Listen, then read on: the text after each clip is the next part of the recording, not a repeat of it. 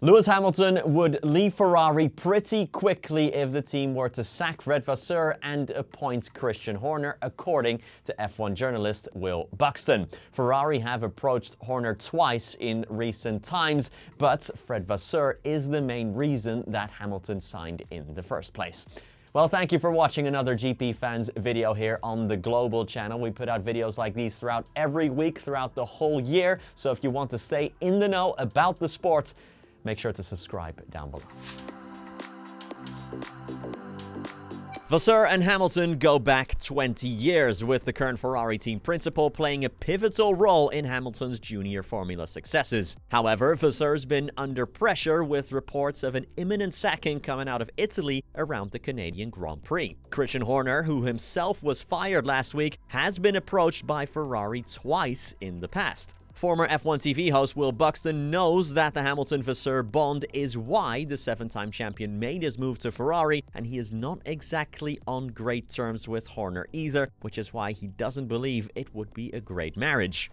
Quote, "One of the key reasons that Lewis moved to Ferrari wasn't just the allure of racing for the Scuderia. It was to link up once again with Fred Vasseur, who ran Lewis to his junior series championships. Lewis adores that man, and he has absolute faith in Fred Vasseur. If they replace Fred with Christian Horner, I don't think Lewis would be a Ferrari driver for much longer."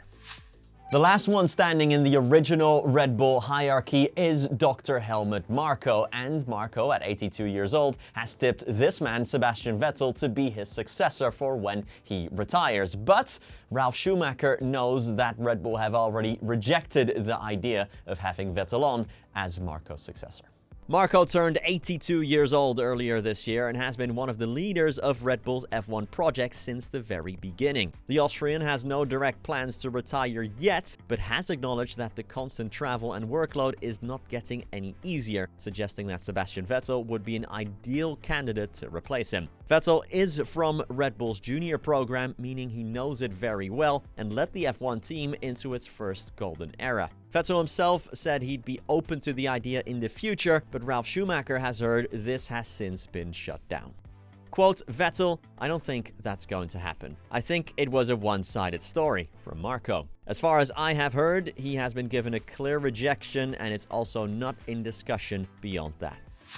Laurent Mekies has had his first week as team principal at Red Bull Racing, and he's made it very clear that the main problem he wants to tackle is the one of correlation between the data that comes out of the sim and translates onto the track. He thinks solving this problem of correlation would give Verstappen and Yuki Tsunoda a better base to work from for every race weekend. Red Bull have flagged their sim as a problem already this season, with setups that behave one way virtually behave completely differently once FP1 rolls around, leaving the on-site team with a lot of catching up to do. Mekies intends to really drill down on what causes this correlation problem, report Formula Analisi Tecnica, and make gains this way on a potential road to recovery for Red Bull. This will improve things more than any upgrade could, believes Mekies. Not since 2015 has Red Bull finished outside of the top 3 in the Constructors' Championship, and currently they are 4th in the standings. Well, that's it for today's news video. I'll be back at the start of next week, so don't you worry. But either way, thank you so much for watching,